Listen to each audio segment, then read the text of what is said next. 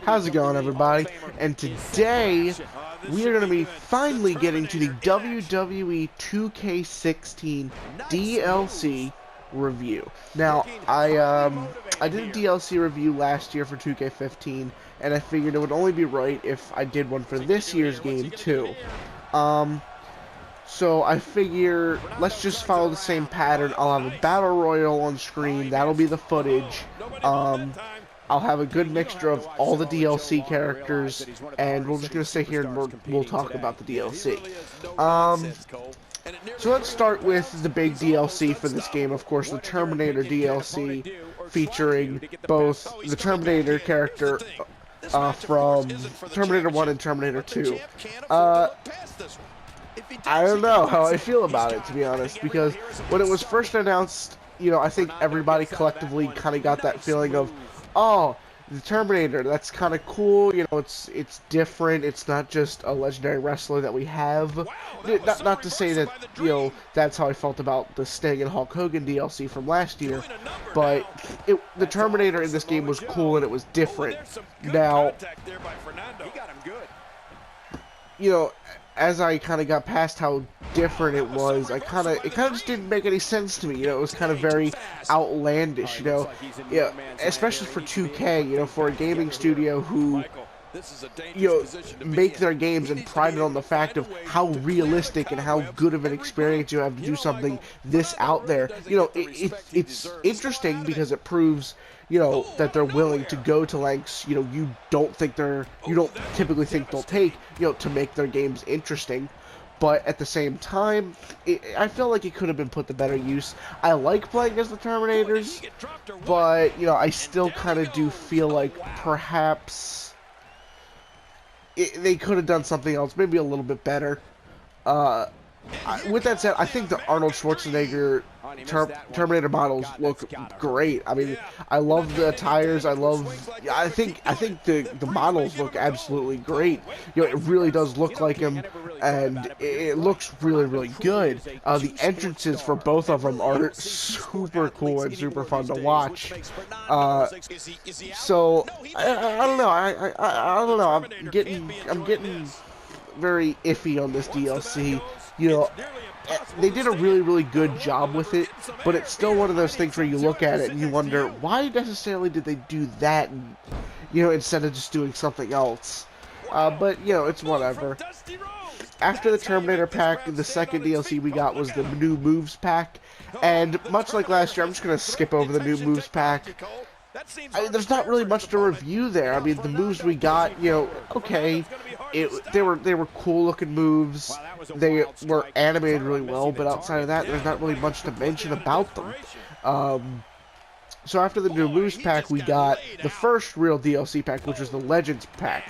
And anybody who's ever played a fighting game ever knows that the portion of a DLC pack that means the most is the new characters you get. And that's for all fighting games, which include wrestling games. And, this was the first real DLC pack where we got, a bunch of characters. And the characters we got were 6 legends. We got Dusty Rhodes, Roddy Piper, Mr. Perfect, Big Boss Man, Lita, and Trish Stratus. Now, a lot of people were very disappointed with this Legends pack, and I think I know why. It probably has something to do with the fact that we already had so many characters that are legends in the game already. It probably just didn't have as big of an effect as it could have. But I think that with the legends we got, it was a pretty solid DLC. I would have liked to get, maybe some extra championships or maybe some different arenas or something with it. But I like the legends we got. I like Dusty Rhodes. I like Roddy Piper. I like Big Boss Man. I like the 2 women. I like everything we got with it. But, with that said, I can definitely understand why everybody, well, not necessarily everybody, but a lot of people were upset with this DLC. Not necessarily upset, but just didn't like it or didn't feel it was worth it. But I liked it. I thought it was worth it. I even did an entire separate video about the Legends DLC, playing as the 4 characters and just talking with you guys. It's pretty cool. You can go ahead and check that out. I thought it was a pretty good video.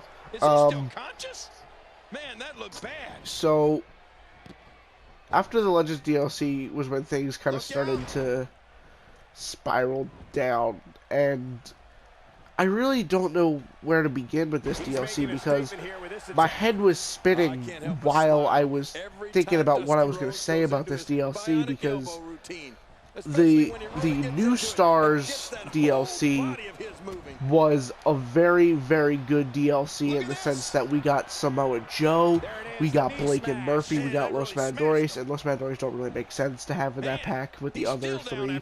They're not in NXT, but that doesn't matter. This was a very, very good pack. It was pretty much like an updated roster pack, which is always cool to see. It was awesome to play as Samoa Joe. I had a lot of fun doing that. But I have to say, this DLC frustrated me in so many ways, but not because of what the DLC actually was. The reason the DLC bothered me was because this was the DLC that 2K released the bug with that messed with everybody's games. So everybody that got this DLC, their game got completely screwed. Some people, their game were completely, completely reset because of the bugs that got released with this DLC. Some people, thankfully that was me, all that happened was their universe mode got reset. Although, if my game did reset, that wouldn't really matter because I have the season pass, so I can just unlock everything all over again. But that's not important. What matters is the fact that this DLC released a bug. And whether or not I can judge the actual DLC, like the actual characters we got, on the same, or whether I can judge them negatively because of a bug that 2K accidentally released with the DLC, I don't know. I don't know how to talk about this, because I feel like I'll be in the wrong to say that this DLC was bad because of a bug that got released. But I also feel like I'm in the wrong if I don't think about the bug that got released with this DLC while I'm talking and reviewing it. I don't know. I just don't even know where to begin. I'm very upset that the bug got released, but I can't say it's a fault of the DLC pack. In reality, it's 2K's fault because this bug got released with it. They should have been more careful. I don't know.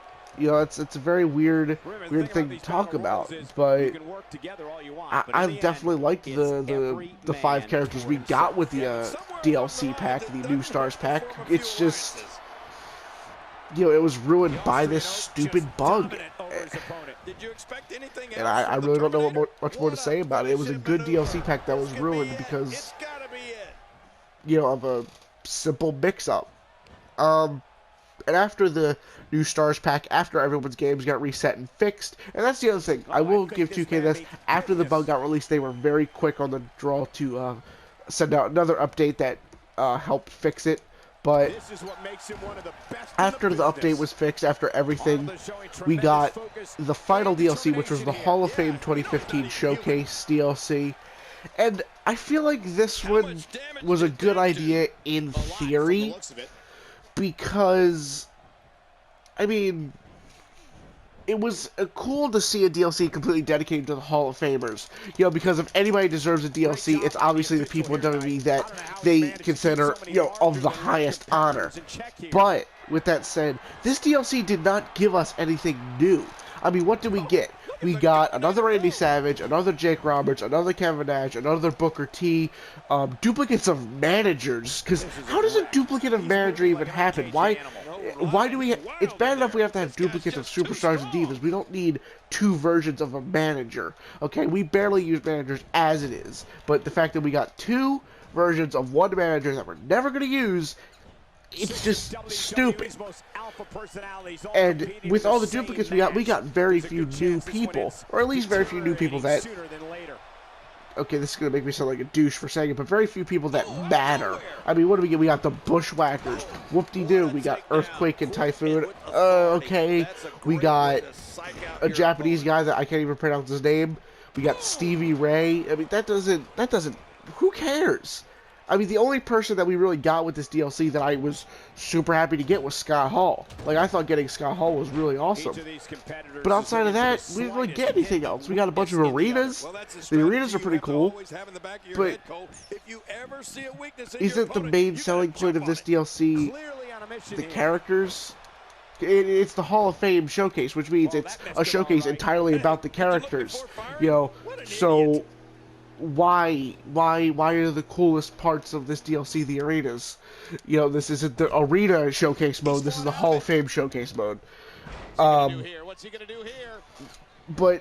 yeah, the biggest pet peeve I have about this is the Rock and Rikishi. Those Rock and Rikishi models that we got with this DLC, they're the exact same models that are already in the game. There's no reason to have them again. Like, at the very least, the duplicate Randy Savage and the duplicate Jake Roberts and the duplicate Booker T, at the very least, even though they're duplicates, they look different. Like, they have different looks. This Rock and Rikishi are the exact same models we already have. Why do we have to have them again? There's no point. There's no point at all. None. I just felt like this was a DLC where we got cheated, basically. This, a Hall of Fame DLC showcase would have been a lot more effective in last year's game. Especially with the 2014 Hall of Fame class, it would have been a lot more effective last year's game than it would be in this one. But yeah, I just felt like this DLC fell flat on a lot of areas. But that's the glowing issue, that it's not necessarily 2K's fault. I said that the meat and potatoes, that the big selling point of the fighting game DLC is the new characters you get. But what effect could new characters possibly have, duplicate or not, when you already have 120 possible characters that, as I said in the main 2K16 review, you will never, some of which you will never use. I've had this game since October, since the day it came out, and there are still characters I have not even used. Or if I have seen them or used them, they were in a Royal Rumble and I used them for about a whopping 2 minutes before I won or got eliminated. So, what effect could new characters possibly have on a game where there's already so many characters, you're practically drowning in them as it is? It just seemed like this DLC was always destined to fail, no matter who they put in.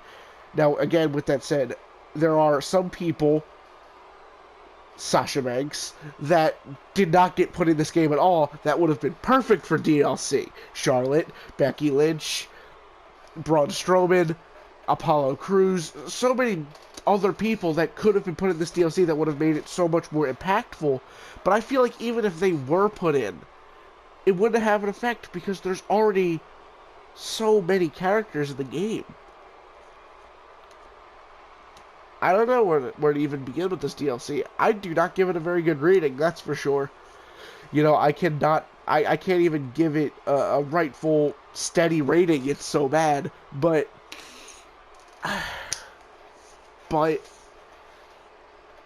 it was always destined to be bad with the game being what it already is. I mean, with 120 people, you already have a ton of moves in the game, so what's the point of the new moves pack? You already have 120 characters, so what's the point of adding more if that just makes more people you're not going to use?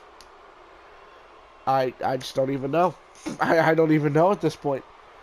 I cannot say almost any good things about a lot of these DLCs.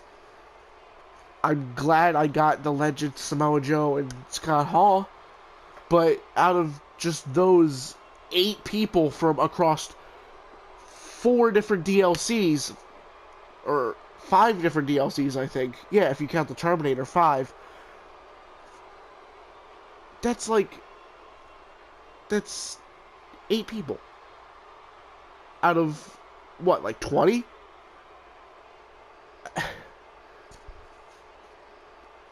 I can't really say anything to justify this. I did not like the DLC this year. But I always knew I wasn't going to. But I got the season pass